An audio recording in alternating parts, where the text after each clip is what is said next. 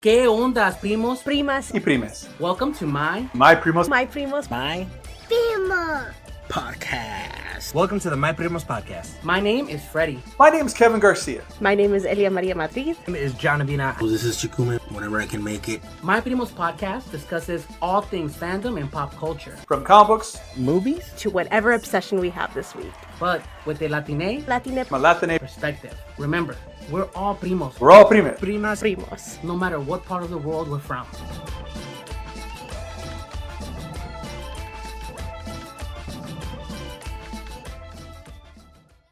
¿Qué ondas, primos, primas, primes, and welcome to My Primos podcast. I'm your primo, Freddie. With me tonight is my primo and yours, Mr. John Avina. Say what's up, John. What's up, John? Woo, feels like forever since I've heard John do his thing, man. You know, Kevin Garcia's not here. Right? You know, Elia's doing her thing too. I think she's streaming tonight, by the way. You know, twitch.tv/Spice Illustrations. Go support Prima Elia, by the way. But forget all of that. We got a special guest. Someone's a long time coming because we've been talking for years. I'm talking years and enjoying each other's conversations, each other's work. We have Mr. Cayetano Valenzuela. Say what's up, Cayetano, to the primos. What's up? ¿Qué onda? What's going on, primos? There you go, man. We were just talking offline a little bit before the show, and I just had to press record because it was too much good stuff, man. But just to kind of catch everybody up, you know, we're chatting a little bit about kind of what, you know, because Cayetano, I know we're going to give you a moment here to kind of talk a little bit about, you know, how you got started and what you're doing, but it was about community, right, primos? And I want to bring that up here before we start the show because community is important in so many facets, right? We talked about it before about making noise, checking in on each other, because all that does matter. Let's not forget what's going out there in the world right now. A lot of it's burning down, but we got to try to apoyarnos unos a los otros just by checking in, man. You know, it's okay to not be out there on the streets if you can't, you know, and if you can, because John's been out there himself, you know, doing things as best he can. And a lot of primos that listen to the show have been as well, right? They're doing their part in whatever which way we can. So don't think that your voice can't be heard, even if you're not physically there. Always make sure you're sharing these posts, you know, when people are trying to find information, help each other out, and just give somebody some love, man. It doesn't always have to be a battle cry. Sometimes you need them, but sometimes just a good, hey, man, I saw what you're doing, man. That's fucking awesome. You know, órale, échale ganas, you know. So power to everybody out there doing the best they can with what we got. But tonight we're gonna have some fun. We're gonna enjoy some conversation about comic books, maybe some movie talk. You know, we got a lot to geek out about. But first, business out of the way. Primos, remember, follow us at My Primos Productions and My Primos Podcast. The website is myprimospodcast.com. And of course, Mr. John Avina at Avina Comics, avinacomics.com.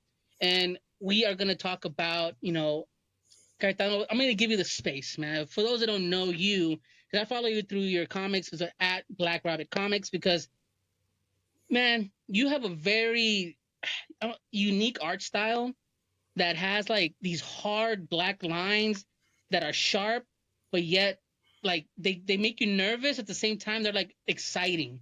I don't know how to describe that beyond that, but like I love the art. I love the goth vibe I get from it.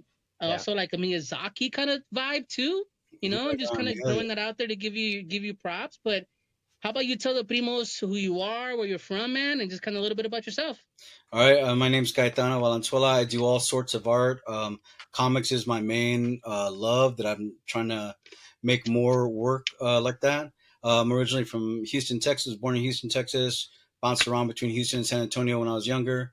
And now I'm up in the middle of central New York, up by Lake Ontario, in the middle of nowhere. So it's always good to be able to have like a podcast to listen to and some other gente to be able to listen to and geek out about nerdy stuff with.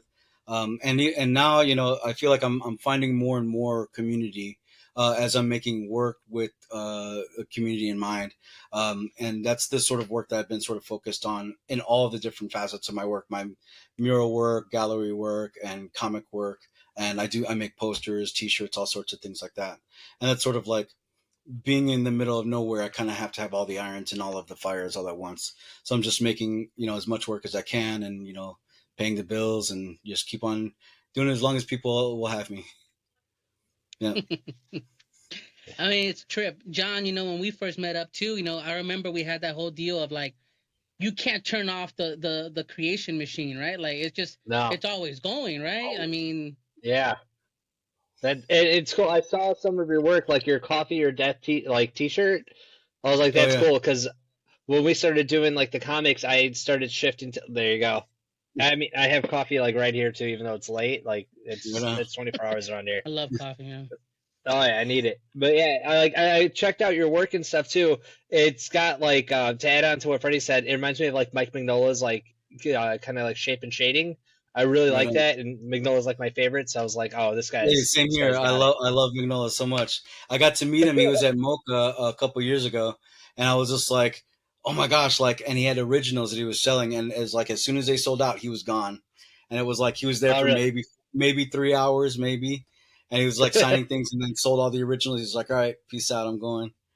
But yeah, his work is dope, and like that's like one of the main influences is like I would say like Magnolia, but I also really love like the bombastic, gritty look of like Daniel Warren Johnson or James Herron as well.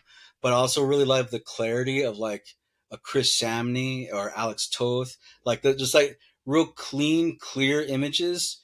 And also obviously like the Hernandez brothers, like their work is like seminal. Like I feel like just looking at the way they describe night, like the way Jaime will describe night in like the Death of Speedy, like there's just certain frames where I'm just like, I will never forget this panel. They're so beautiful. And so, I try and like add it all to the arsenal as I'm working and have like bombastic action, but, maybe some humor in there and like some, clarity, but I also trying to hit like emotional notes as well. And so I'm always like trying to learn more about effective storytelling. And so I'm like, And that's why I like all the movies. Clarity is really important because a lot of times people will send me like samples of their work, and it's just like each panel's packed with too much information, and where like the character and the background aren't separated enough. So I always tell them like, hey, keep it simple. Like show the character. Like it's okay to reveal everything. You don't have to put like every ounce of detail on him. Like I need to see him in the art too. Yeah, and with your work, like, there's no separate. Like you could see it. It's just like this is a clear, clean image. I feel like emptiness is part of the visual language of it, and that comes from like a lesson that I learned in college, but it was with drums. We were when I was going to school, there was like everybody was like together. We're just like, oh, we're gonna do a drum circle, and everybody's just banging on everything. It was an art school, so like people had like pieces of fans and like one broken ski or whatever, and they're just like banging on everything. And there was a like clearly a music major that came out and he's just like, everybody stop, like let me show you something. And then he showed us like about how important the emptiness is. And so whenever he was just like do like boom boom boom boom boom, and he was showing kind of like almost like directing us, and like you could hear the huge difference that it made, that empty space was so much important. It was as important as the beat itself. And so I started thinking about that concept in my artwork, that like that emptiness, it makes the visual information that is there more important. But I realized like, oh my gosh, it actually has like all sorts of implications, even for life. Like when you fill your life with all these things happening, you need that empty space, the rest that is also part of the work. And so that empty space, like in Japanese, compositions and like philosophy, like that emptiness is so important. Like that bit of silence it makes it more impactful when you do have the like visual information there. So it's just like that one lesson about drum beats sort of had like reverberating echoes through all the different aspects of my life, but especially like in my visual work. And that was just something I'll never forget. It's like that emptiness. And I feel like I see that also in like things that are like, when you look at, like the Hernandez brothers, when you look at, anything that's like, just like beautiful, there's like maybe like some empty space that like is almost like not equal to, but you can find it somewhere within the composition. You know what I'm saying? That's what we do for cinematography a lot. We were talking a little bit about like filmmaking earlier, but it's what I always tell people, like you don't have to go shot.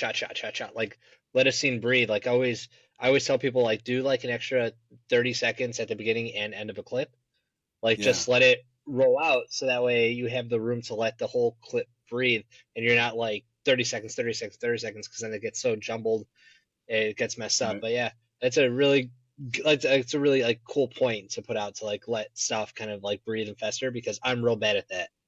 I go from There's like one a project, one project, one project. I think it depends on the subject matter, right? Because there are some subject matter that empty space is very it's calming because of so much going on, right? We have one page that's full of like, you know, a lot of like action shots, boom, boom, boom, boom, boom, a lot of noise, Yeah. right? And then out of nowhere you get to another scene, you turn the page, and you have an individual with like just like silence, just as white, and you kind of go like, oh, like they can breathe, or Yeah. it's the opposite. It could be uneasy, right? Because you can use that Yeah. space can be claustrophobic in a way too, and Yeah. how you use the space. And like I love that in your work, because I get excited when I read some of your stuff, because I've been reading it here and there, and how like your images, man, like I told you, they have these sharp edges where it kind of like, oh yeah, like, this is kind of gritty, but then it has this calmness to it that is very inviting.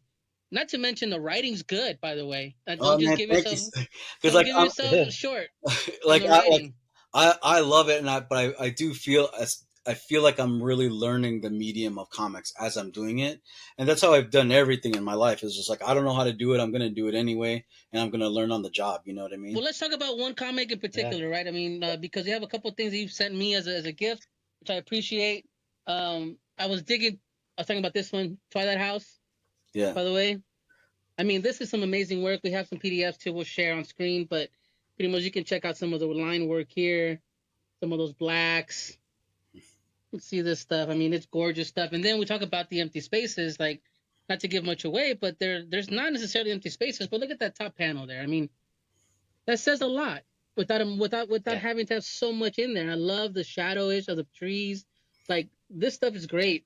For those that don't know, give us a pitch on this here in Twilight House. What is this? Well, this is one of those stories where like they tell you not to start off in comics with the big epic story that you have in your mind.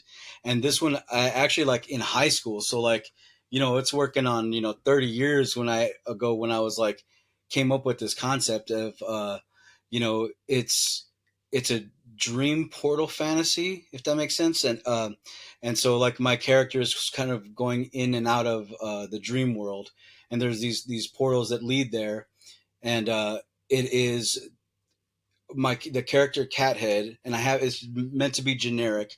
Cathead is in search of Crow Girl, his novia that has gone missing, and so he's like looking for her, and this mysterious magician is kind of hinting that he might know where she is, and something goes wrong with trying to get him there. And but it tells him that there's some other world behind this world, that there's things happening. And it's sort of like that issue. The first issue is just the very first kickoff of the actual adventure that kind of like unfurls within and without of the dream world.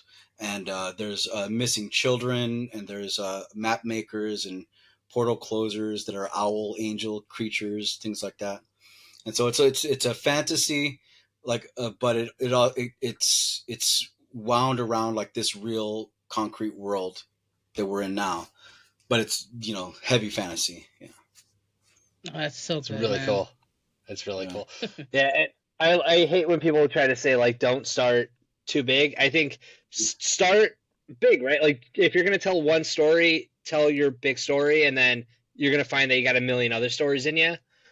Because like that's what people told me. But when you mentioned like learning through comics, when I pick up the first issue that I ever wrote, which is like my mariachi story thing, it's got so much dialogue in it because I wrote for film. So like dialogue carries scenes and moments and beats. And now I read like the latest issue of like I wrote this thing called, it's a D&D comic, but like in it, like maybe there's one or two words being said on like certain pages because I let it like space it out. And I'm like, oh yeah, that's something I learned by doing it. But I think people that are afraid to make that mistake at first, that's going to stop them from making anything. You so have make to, the mistake se vale soñar. early. Yeah. Se vale Right? soñar, guys. Yeah, I mean, Se vale soñar. and I'm always like, hey, time is running out. I better go. You know what I mean? I'm like we gotta make some shit happen. Yeah.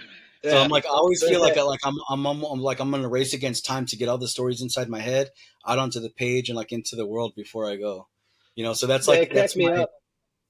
What's that? It cracked me up earlier when you said like until they like make me stop doing this, because that's what I tell people all the time. I was like, they're like, "Oh, what's your goal?" I was like, "Do this till they tell me to stop." like Yeah. someone's gonna show up at my door. That's like a constant thing that I it's say. time. Yeah. Like it's time. Yeah. So there's gonna be a guy with the hood and go, it's time to stop because Yeah. everything's Yeah. over. Done. But you know, I love the character. I love the dialogue. Talk about dialogue, giving you credit for the writing because dialogue's great, man. It's very like right now. It's not necessarily written for the screen. It's more like conversational. Like it's literally like how someone would react. Like if I was in that situation, like, whoa, dude, chill. Like it's like a real Yeah. like contemporary conversation. I love the writing of it, and it's Cathead's character is pretty dope for that. So I really enjoyed it. But I mean, you got books after books coming out, man. You know, you sent me a couple I haven't read yet. Like a Night Moves I saw you working on for a minute. Right on. Well, what's Night Moves about so people can hear about it? Yeah, that one is the first one that I really was just like, let me just do a whole story because it actually started off as an Inktober project where I was just doing, but I wasn't following any prompts. I was just like, I'm going to draw one image a day. I'm going to do one panel, and I'll share it on Instagram. But then it's sort of like as I kept drawing, I'm just like, wait, I think I might have a whole story that just like popped in my brain. I'm Wow, like, that's cool. let me just go ahead and see what happens. And so I was like, I'll do the first issue and see where I go. And then I'm like, you know what? I can do this in 3 issues. So I did. I wrote it. It's actually like, because that is actually the compiled version of these books that I did. I Rizzo printed these ones. And they're just like, Look at that, man. It's so cool. I remember that cover, that one right there. Yeah, and these man, are like, so it's cool. Rizzo. So it's like, it's kind of like the baby of like screen printing and Xerox, kind of like copy machine. And so putting those all together, I mean, it was a ton of work, putting those things together and everything. But I was like, I can do a whole story in 3. So back up, the whole pitch is that it is the story of a jack-o'-lantern magician that finds his ex-friend that is an enormous cat, and they're trying to make their way back to a circus that disappears at dawn. And meanwhile, they get into a bunch of like hijinks with creatures of the night, and they're also like unfurling what happened previously, like interpersonal relationship stuff that happened back at the circus where someone was killed. I see a theme with you I and grew up- magicians and cats. Yeah. Magicians, cats, magic, like the circus, and like actually, like when I made this story, I was just like, actually, this circus is in the same world as the Cathead character. And then I was like, oh wait, my other story, that's a circus as well. I'm like, this is the same circus. And I realized that everything that I have been like making over the past 15 years is like, it's all connected in the same universe. And so I'm like, oh, like this, it all makes sense. And every time I come up with a new story, it's like it's sucked into that universe, and it makes sense. It can be read on its own, but it also, you can see where it connects to the other stories. And so Did you ever read Amulet? I haven't. It's a graphic novel. Yeah, that's it's I can't remember the guy's name. Yeah. I know, because I listened to an interview and I'm like, okay, that's it. I gotta read the Amulet books. But it's been going really on good, and yeah, it's got that same kind of vibe as what you're describing for your book. It's like that. It's fantasy, but it's got whimsy. Like it's got like the magicians, it's got like the circus. So I think you'd get a kick out of it. But that's something that I think is missing from a lot of fantasy that I read. Is that like it's so heavy, but having something that Kibushi. Yep, that's the one. Kazu Kibushi. Yep. Yeah, those are so good. But like, I got to pick up your other ones because like that sounds right up my alley. Yeah, and the thing is like, I love to see, like, because I've always loved fantasy, but I very rarely saw like brown people as the protagonist inside of fantasy. And I'm like, I like fantasy. I like dragons. Like we got, like we have, Quetzalcoatl. We have, you know what I mean? Like these in our mythology, So like, I was like, a little one right here.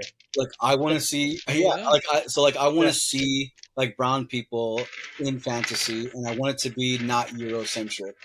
So I always think about like what kind of stories like have like just a different, like I love reading fantasy novels as well, and I love when I find something that's not Eurocentric, like Rebecca Roanhorse. I don't know if y'all have ever read Rebecca Roanhorse. I haven't. Oh my gosh, like Trail of Lightning and Storm of Focus. Oh my gosh, very good. in my mind. Yeah, You and know, then I gotta go pick it up. I gotta it's pick so it. good. That's It's so Primos good. telling me to read it. I gotta read it. You know. Yeah, I Uh, love it. Or even there was one. I think it was like an Egyptian fantasy about a detective called mm, what's it Egyptian? It was the Master of Jinn. It was so good, I and it think I was read like that one. unlike any other like fantasy story I've ever read. It was so good. That's you know, cool because because I it's was usually just like we a always talk a story. conversation, like you said. Yeah, it's always like Eurocentric stuff, right? Mm-hmm. But we have Yeah. so much culture and so rich. You know, the Yeah. Mayan Aztecs culture, like our people's Yeah. culture, that is so full of it. Everything. If white people love to take our fucking culture and sell it back to us, you know what I mean? Right. We should be able Yeah. to make use what we got, and not only that, but like I've always made the conversation. I did it at a panel with at Texas Latino Comic Con in Dallas years ago. I did a panel with Henry Barajas. He's doing Death to Pachuco right now. Yeah. I Um, got his Helm Grey Castle. oh, Helm Story. Garza. See, there you go. Yeah. Brown people in fantasy, right? We had this conversation. I told him that the great next. We had a conversation, and we were good friends about it. I said the great next American novel or graphic novel should be Latino, Mm-hmm. right? Because everything was Grapes of Wrath, then it was fucking Steinbeck, and then we had Catcher in the Rye and all this. And Yeah. okay, cool, but like the next one, it has to be Latino because we're so ingrained with Americana, you know, and that word is kind of dirty right now. But with the American, you know, quote unquote, North American United States way, let me correct Yeah. myself 3 times, of doing things that we're so ingrained with it that we should be able to tell these stories of, like you said, circuses and magic and the native, our native primos, right? That we have connections to, that we are able to kind of coincide and co-live. You know, we have the Gabe, you know, he's on the show a few years back. I don't know if you heard that when he was the lead singer for 1876. He's out of Portland. Yeah. Yeah, and he was telling us that whole idea of like, hey man, you know, like them trying to take back certain terminology and certain things and use it for what they want. Yeah. And I think that we should be able to do that too, because my son, my wife would talk about sometimes, like, and that's the reality of it. A lot of the Anglo people here, they take from other cultures to create their own.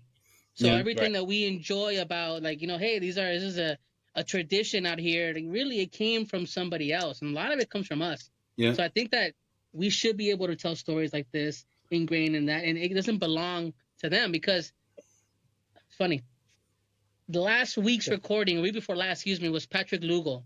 Mm. He's an artist out of San Francisco, and he is doing a kung fu vampire horror book. Fuck yeah.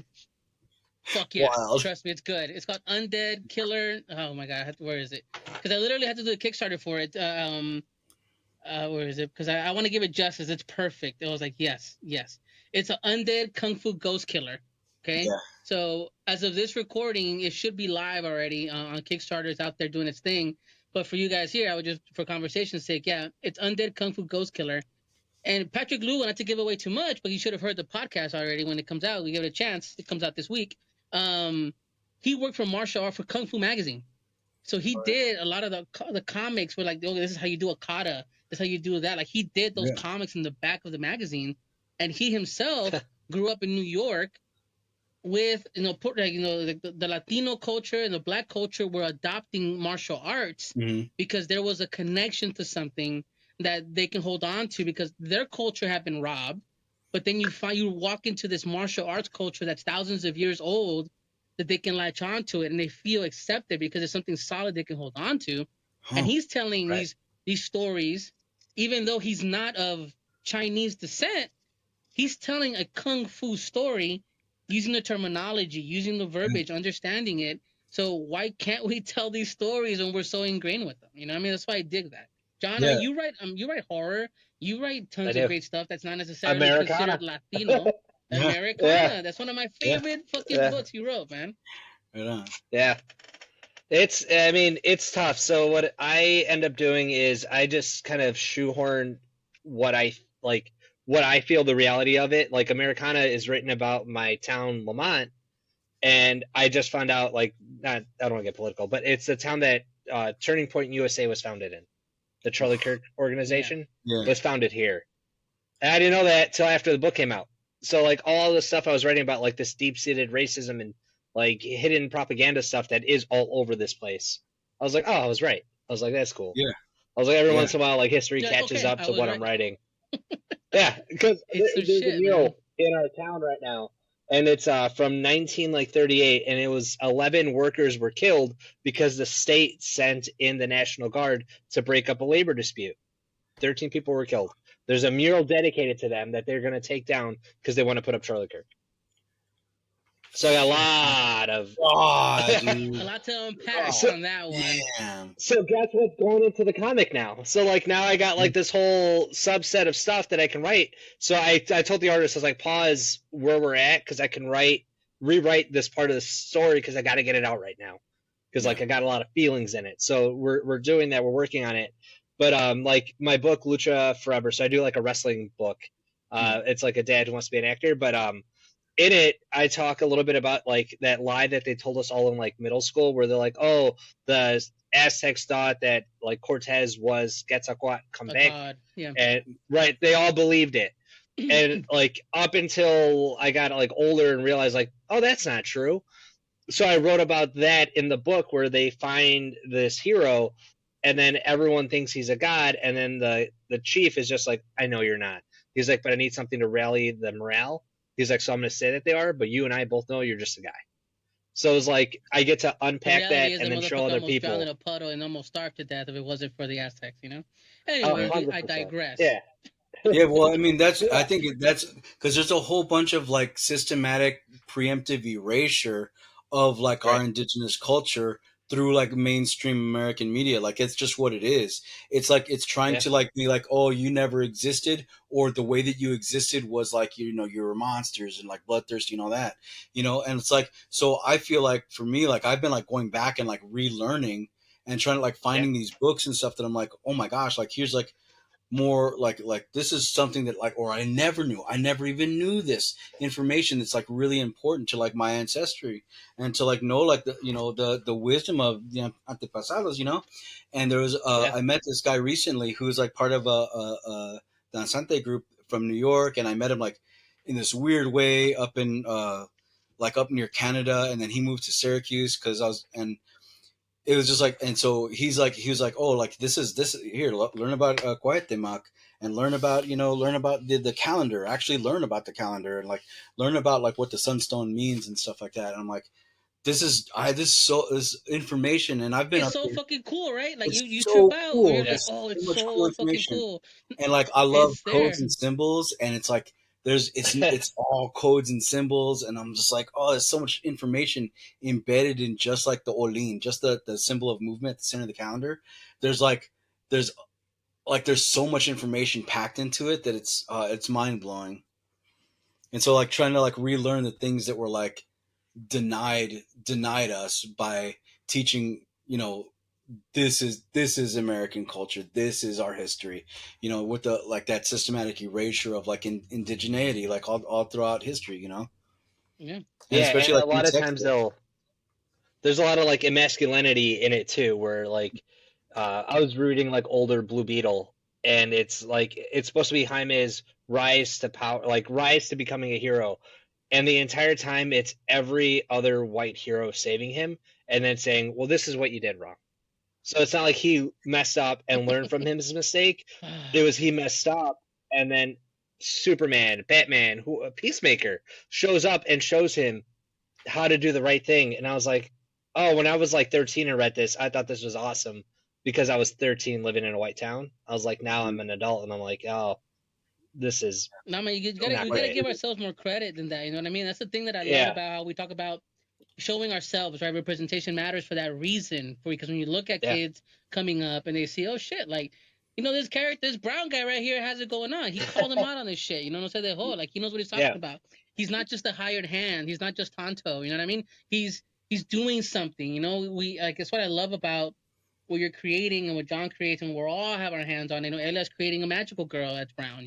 And like Kevin Garcia's doing his push as well, like kind of taking older cultures and bringing them forward and kind of making sure that they're historically accurate. Mm-hmm. We have a lot of primos that we kind of hand in hand look to create and show that our voice, our culture is embedded in all of it, all pop culture, right? Yeah. I mean, John, you bought that book or Dr. Cruz's book. Like I was like just kind of looking at the online portion of it, and I was like, oh shit, like it's very like high stuff that I need him to kind of break down for me. Dr. Yeah. Cruz, maybe you come on the show and help me. But like he has a point that in pop culture and comic books and all these things that like there's like an active movement to keep us down and to keep Yeah. anybody that's not white down. And like it's when people say comics are not political, stop it. It is. Yeah. You know, Yeah. art, all Yeah. art is political. All art is supposed to punch you in the face. It's supposed to Yeah. caress your face. It's supposed to make you look at things. Art is supposed to do all these things, you know. And I really appreciate, you know, Cayetano, you know, when you kind of have that same energy for it. I want to kind of go back a little bit. We're talking about, you know, Mex American, BIPOC, the Primos, you know, how that kind of impacted you. And, you know, right now, as of this episode going out, Mex American's right around the corner. Yeah. I believe it's November the 1st. So that this would go out right before that. So please, Primos, go out and support everybody in Austin, Mex American, Juan and Nino and them, everybody out there, Javier, Nino. You know, I want you to kind of echo a little bit of how, you know, when you found that community, you know, how that inspired you to kind of take that leap, because you were doing art, right? Yeah. But you said that made you make the jump into comics. Like, what was that conglomerate of people? Like, what was it about Mex American, BIPOC, and kind of finding even, I don't know, our show? Like, what was it that kind of made you get to that point?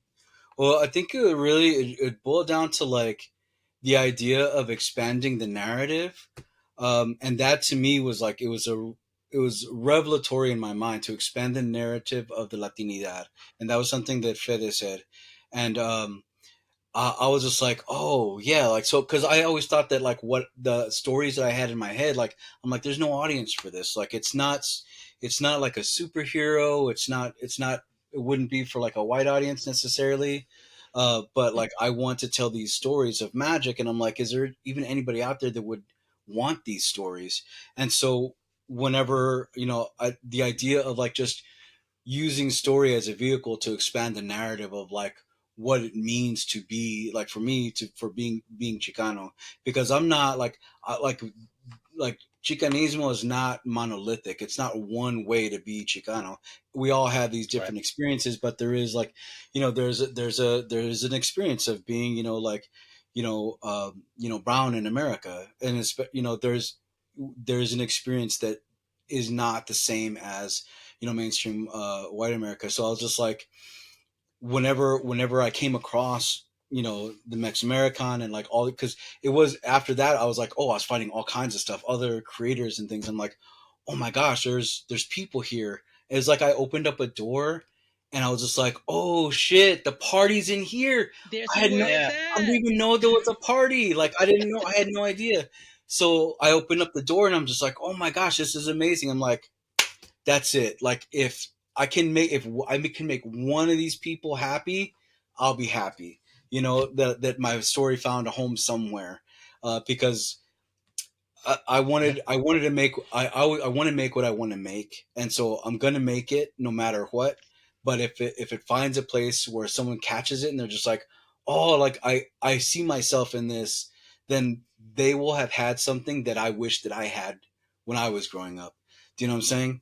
And because we had like, I mean, don't get me wrong, like I love Blood In Blood Out just as much as the next person. I love those movies, but I was like, that's the only kind of representation that was available.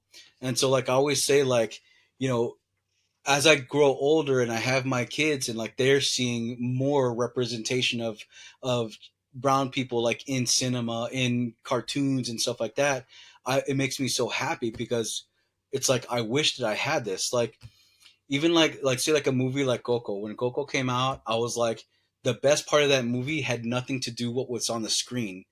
The best part of that, hold up, I'm getting choked up right now. But like No, the no, best take part of it that easy. movie is looking over at my kids and they're like, oh, like we have that. Like that's like us, like, oh my gosh. And seeing them recognize themselves on a big screen, like it was a beautiful thing to me. That was the best part of that movie. And it was just like it filled my heart with so much joy to like be able to see that transpire. And so I'm like, if I can have some small act like that happen with my work, if I can just like add my one brick to the temple of what all these people are making and creating these beautiful magical stories, if I can just add my brick as well to help the culture define and be present and make space, then I'll be happy. I'm not everybody's story. I'm just my piece of the story, and if I can just add to it and gas everybody up that's also adding to it and be like, I fucking love what you're doing. I love what you're doing. I fucking love what you're doing. Fucking build us all up, and like so we have like the presence that we should be having in like within the conversation of like pop culture in America, then that's it. That's like your experience getting into it is very similar to mine because when I started, it was during the pandemic, and I'm a funeral director, so I'm working at a funeral home, and I was like, I can't shoot films, I can't do anything, so all my creative outlet died, and I was just like, if I don't make something soon, I'm gonna lose it. And then my son was gonna be born that October, so I was like, I gotta make something. So I started to write this mariachi story, and I was like, who am I writing this for? Like, this is for me. I was like, but there's no audience here. I was like, I didn't know that there was Latinos in comics in like this indie space at all. Yeah. So I started making it, and then little by little, once it got closer to coming out, that's when I went online and I started to like talk about it, and then people started to find me, and they're like, hey, I like that, you should check out this, or did you know about this guy that's doing it? And then I found out, just like you said, it was this moment of like, you open a door and you're just like, there's people like, oh, you guys built a house. Like, this is great. Like, there's somewhere to go. And now I have like this cool Rolodex of like, oh, what kind of books do you like? You like fantasy? I was like, great. Like, let me tell you about this guy and what he wrote, because you're going to like it. And now my son's born. He's 5 now. And like, now he's getting into the things that I like.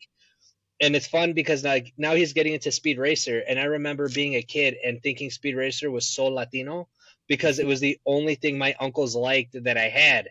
So I was just like, oh, like, no, like Speed Racer, because I've got like a lunchbox here. I was like, it's a very like Latin thing. And everyone around me is like, it's really not. Like, it's an anime. It's this. It's mechanics. It's race cars. It's monkeys. Fuck, it's all Latino to me. It's right there. It's like Pop's not talking to his oldest son. The son not talking to like his brother. I was like, this is my life. Like, I don't know what you guys are talking about. My but brother, now I've your made brother's dead something. to me. Yeah, but now that I'm able to make stuff, my son's getting into it, and like we watched the El Chapulín Colorado show that's on Netflix, and now he likes it because he was like, oh, that's what like you and Grandma talk about, and I'm like, yeah, and then like now he's getting into more stuff. Man. So Yeah, I need a Magic the Gathering secret lair. I will lose my mind to get one of these. Like, they should have Magic. Check out Puro Pinche Magic if you're into Magic. You're saying. That's my other show, Cayetano. I don't know if I'm into Magic the Gathering, but that's what I do too. I've never actually played. I've wanted to play Magic the Gathering. I've never. That's all I need to hear.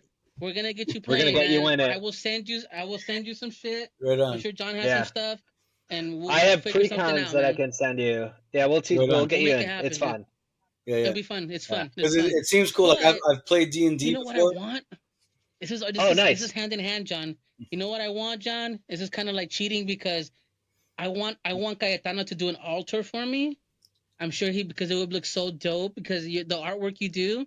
So there's a movement with Magic the Gathering cards. You get a card, and because the issue is that when it's your card, you can do whatever you want with it, right? But having it altered, meaning the artwork being altered specifically on the card, like being altered however the artist decides to alter it, it makes it one of a kind, and that's a movement that I've been trying to get behind because people say that they're fans of artists or fans of certain, reworks of cards that look a certain way, right? Fandoms and whatnot. Yeah. But if you're really a fan of artwork, if I want to go, hey man, take this card and just do what you want with it, just expand on it, make it cool. Like that's something that I want to look into. So I'm gonna send you some stuff, man, and we'll be talking because I definitely want to do that. I think it'd be great to have your hands on it, man. I think you'll love it too because it's geeky as shit too. It's like I love geeky as another level. It. If it's geeky, I'm into it. You mentioned and it's funny because I had just heard about the altered cards like through the Comic Arts fan website, and so like the comic because there's a comic show up here called IC3 up in New England that's at over near Yale, right? And so I went up there to a show. It's been 2 years in a row. And they're gonna do a third one. It's in March, but it's like a bunch of like indie creators and people that like go to the city go up there, and like everybody that's in New England will go there because a lot of stuff doesn't go up past New York into New England area. So it's an IC3 small like indie creator show, but I think the show got bought by Comic Arts Fan, or they're collaborating somehow. So like some of those collectors from that website, that's been around forever, and it's like the most expensive, like they like pieces that you've ever seen, like the what do you call it, the Spider-Man cover where he's the first time he's in the black suit. Yeah. So Yeah. it was like fuck chingos, like just like so much money was spent on it. And like, so like those people that are collecting on there are now like involved with that comic show, and they're doing like these little like mini like online shows. And some of those collectors came through when I was at IC3 and bought some of my work, and they were talking about these cards, that there's like that's something that's like coming into that space. And I'm like, oh, like I don't, Yeah. like, what is this? Like, it seemed interesting, but it must be this. It's got to be the same thing what you're talking about, like altering Yeah, cards, alters, right, John? little cards. Yeah. Yep. Yeah. You mentioned Dungeons and Dragons, because we haven't played in a while, but we play Dungeons and Dragons to on play. the podcast and stuff. Yeah. We do. I was gonna message you guys about it. It's like my schedule's opening up, but like I've been DMing for a while, and one of the things that I've had fun doing is adding like little Latino-ness, like adding some like mythology, adding like this and that into the realm of like D&D, because it doesn't exist. And then like we got Latin orcs, right? Like that was like the thing that they like what I kind of loved did. about Helm Great Castle is it was like magic. It felt like totally like hard like fantasy, but it was like there's like temples and shit everywhere. The warrior, because I got the variant covers as well, and it's just like it's nice. so badass. Yo, dude, I wish I had them like to hand. No, man, Henry, como dicen, he ate. You know what I mean? Like he tore it up, man. Like he It's tore so it up. it's so dope. And that was the first thing that I saw that was like the concept, where I'm just like, oh. And I saw that on TikTok, because I was on TikTok for a little while. I never figured out TikTok, but I saw Henry Barajas on there, and I'm just like, oh wait, I know this guy from the conferences and stuff that I was listening to online and stuff like that. And I'm like, what is this? And he was talking about Helm Breakcast, and I'm like, this is exactly what I want, magic. And oh yeah, so that's dope. Like, no, yeah. John's D&D book is fun, man, too. Like it's Hell yeah, saying, John? I'm gonna get it. That's it. Like I'm getting it right now.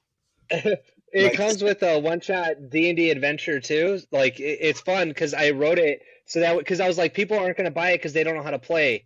I was like, so I got to make something that people know how to play. And so I wrote this one-shot, which was the hardest thing I've ever had to fucking write. But I wrote it. But one of the cool things is, in a newer issue thing, we had the deity show up to the cleric, and I was like, well, I don't want it to be like the typical Greek god type thing. So it's like a Quetzalcoatl type, like headdress, like bodysuit thing. And somebody messaged me. They're like, I bought it. They're like, the god looks kind of Latin. And I was like, yeah, all the characters that are in the story are like, they're Latinos. I was like, because it's a family. And I was like, you forget that because some of them are named like Emmanuel and John, and there's a Matt. I was like, I gave them white names because like that's the identity of some of them. But then there's like the more Latino names in it. I was like, so if you're paying attention and you're forgetting that, it's because you're now invested in this family where you're losing the aspect of what made them different. And now you're just like bonding with them. And that's what I've been doing to my players a lot. We've been talking about this for a while, right? On other shows, other creators. Like, I apologize because I remember having the conversation recently. It was more so like, I shouldn't have to beat the fucking drum that this person's Latino. They just should exist in that world, be who they are, and move forward, right?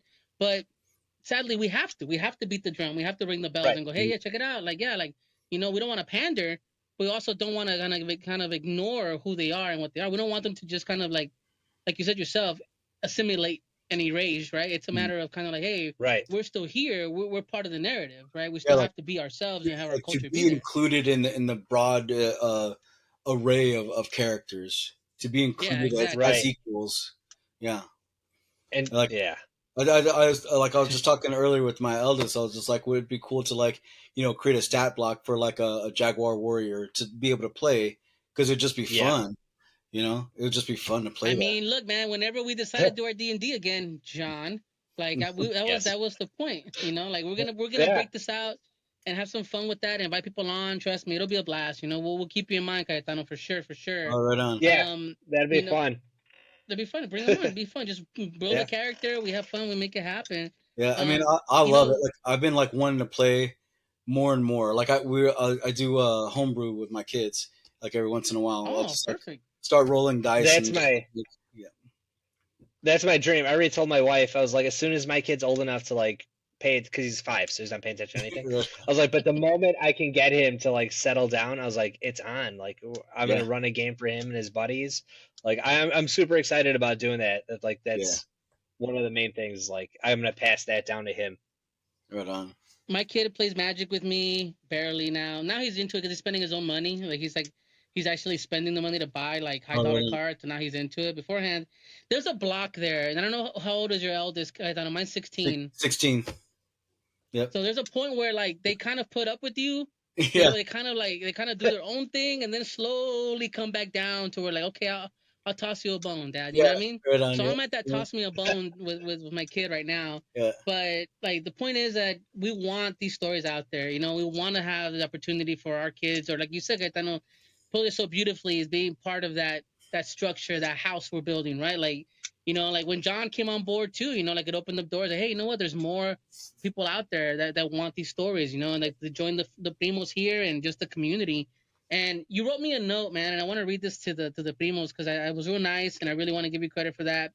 Handwritten note, rare nowadays, everybody, rare nowadays.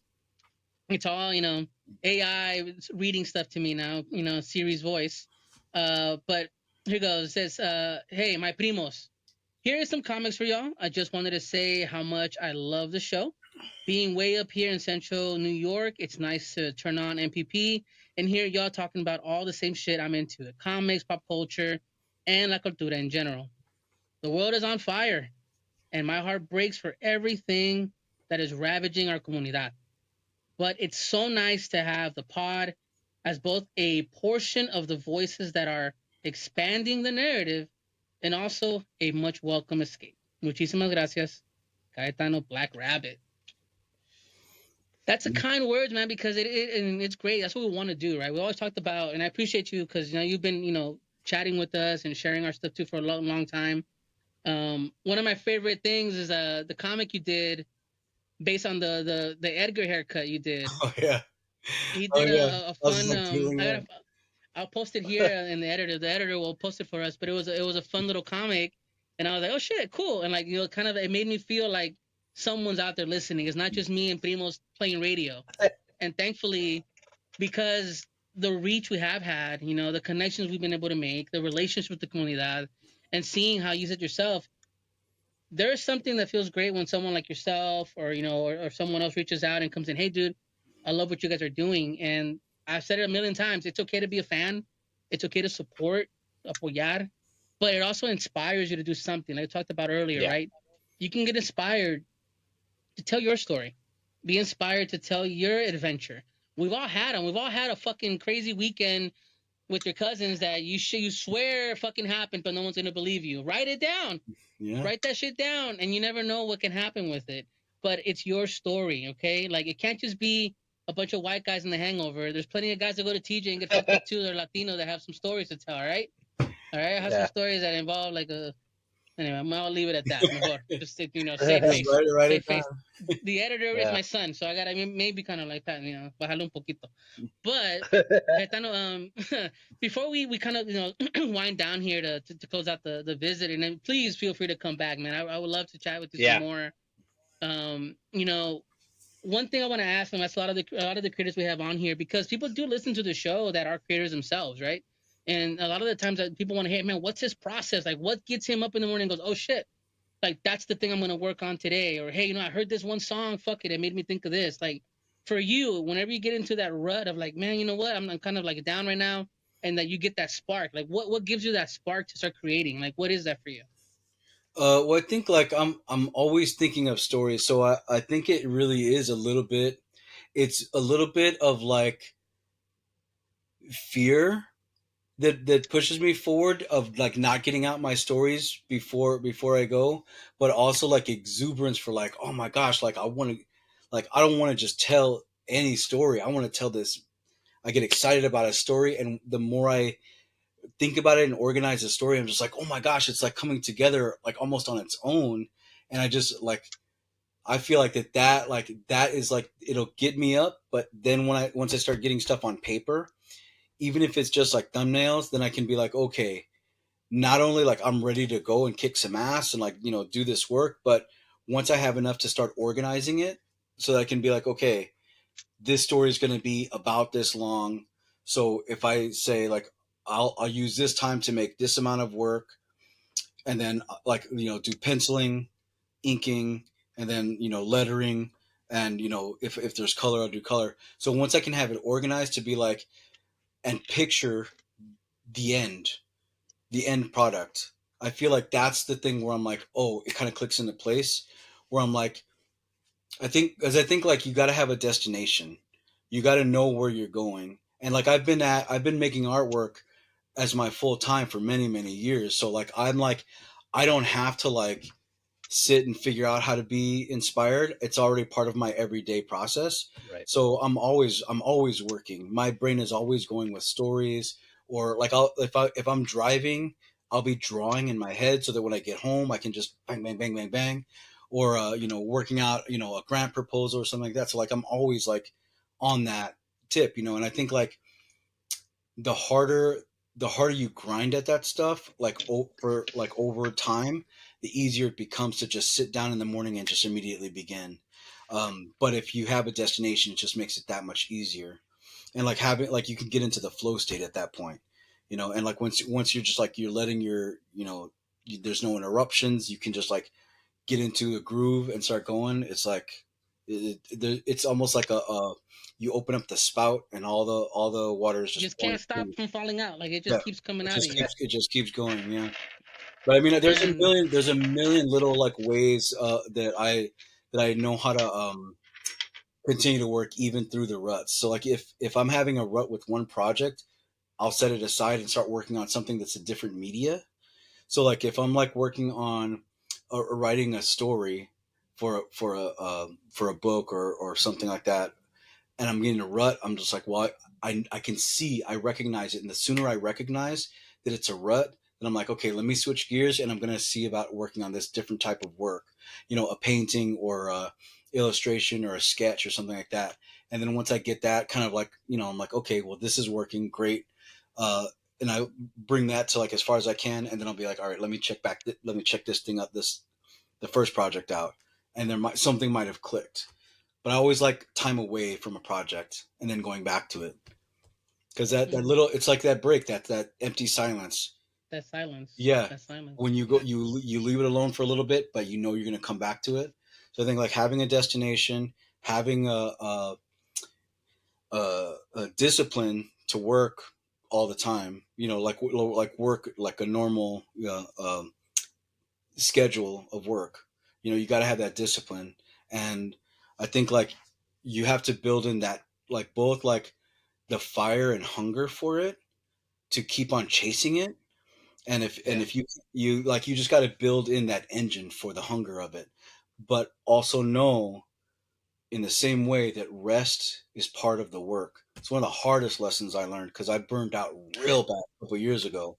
But rest is part of the work. You must recharge with like taking stock. Like when I'll take a break from something, not only like I think it's important to like take a break, but also think, okay, what did I actually accomplish? I have accomplished this and this and this. Give That yourself needs to be, credit. it needs to be celebrated. So like when I make, like I just finished a mural in Syracuse, and it was like, a mural dedicated to Gente. It was like the first, Mexican mural in all of Central New York, and it was a big mural that I got a grant for.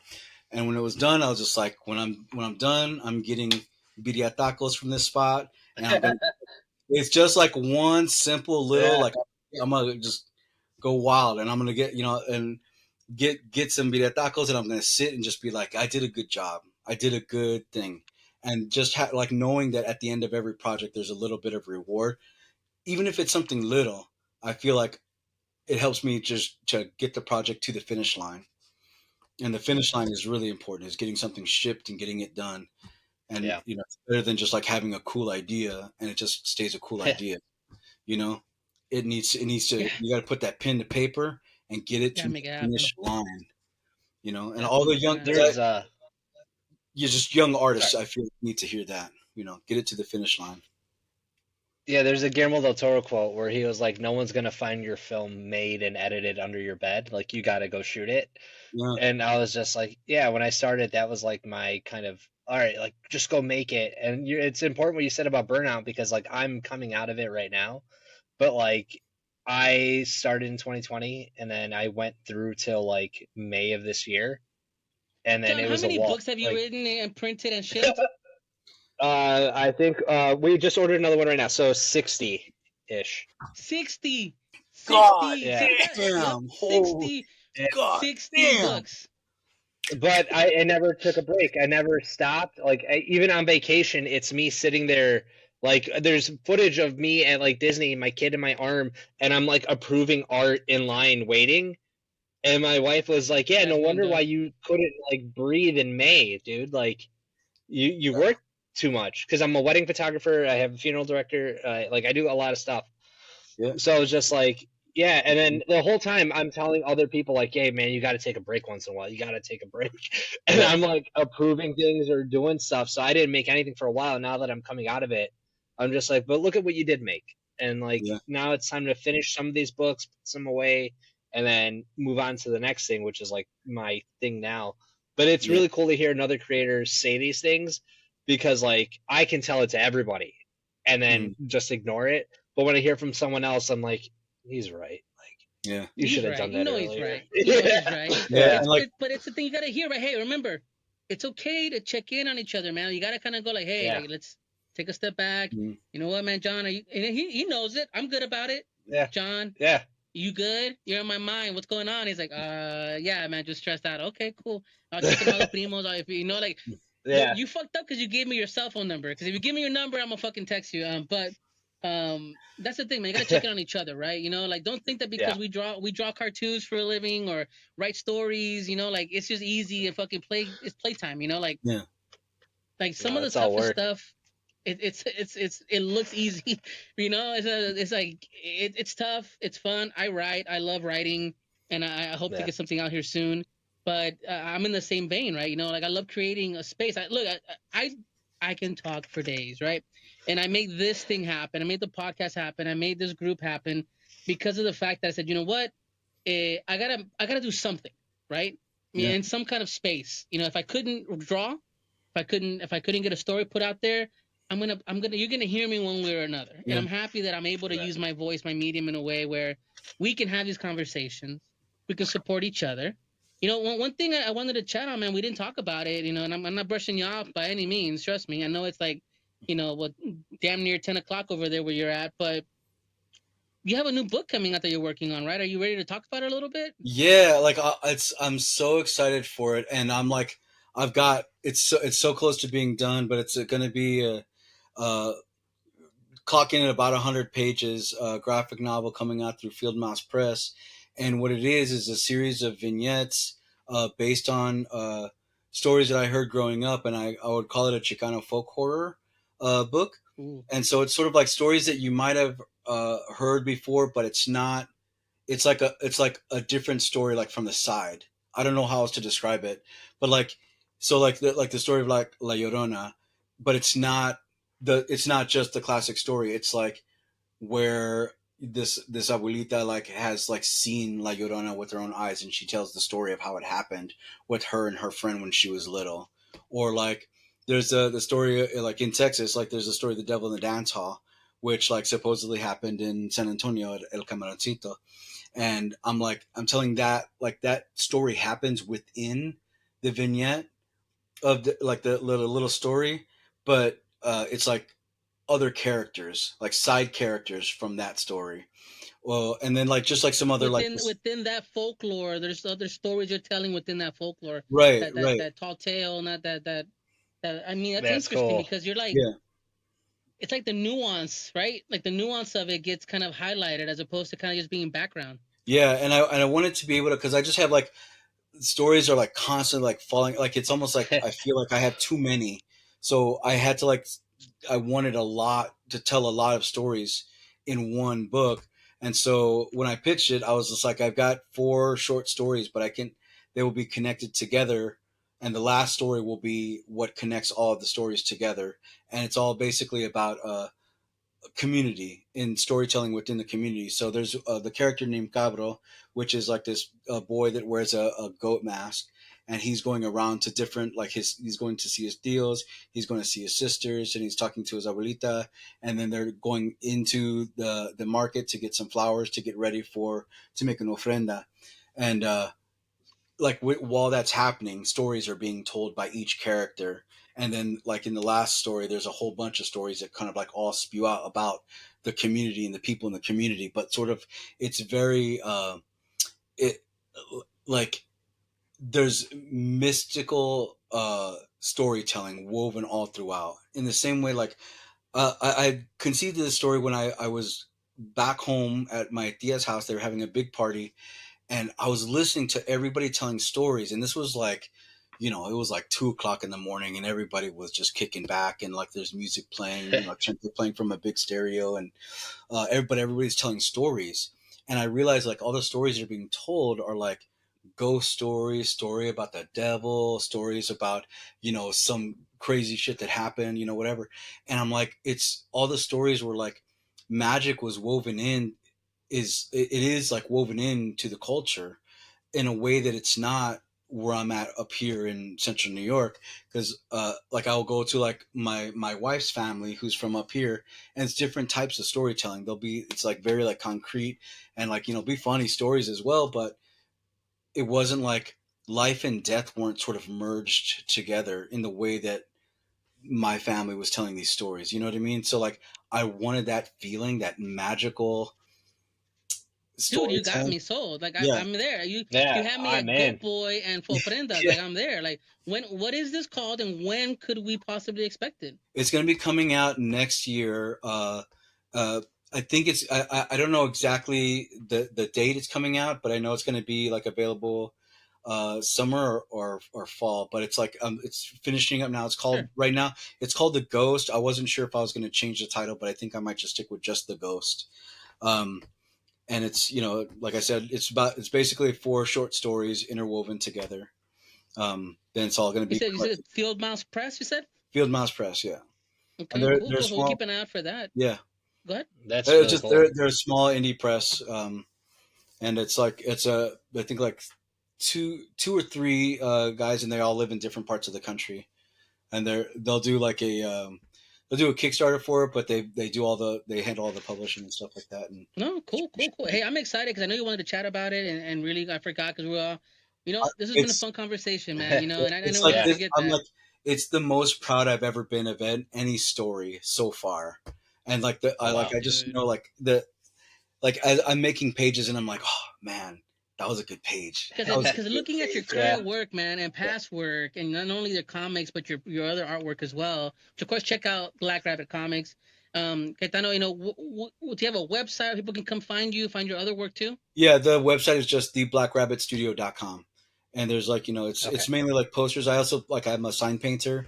So I'll paint like oddities, signs. That's what I take to the oddities conventions, t-shirts, and prints and things like that. Oh So man, I wonder how much you can do the Primo hookup, and I can get like a Odyssey sign for the Primos. It'd be kind of dope. yeah, I'll do it Oh, up. that'd We'll be do something sweet. Yeah, like that.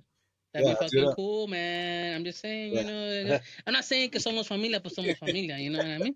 That's But I want to just kind of close down the show here, guys, and I want to thank all the primos out there for watching and listening and supporting us like you have. We are winding down to another end of season, primos. It's happening. I know. You're primos. We produce a lot of content. We do make a lot of content.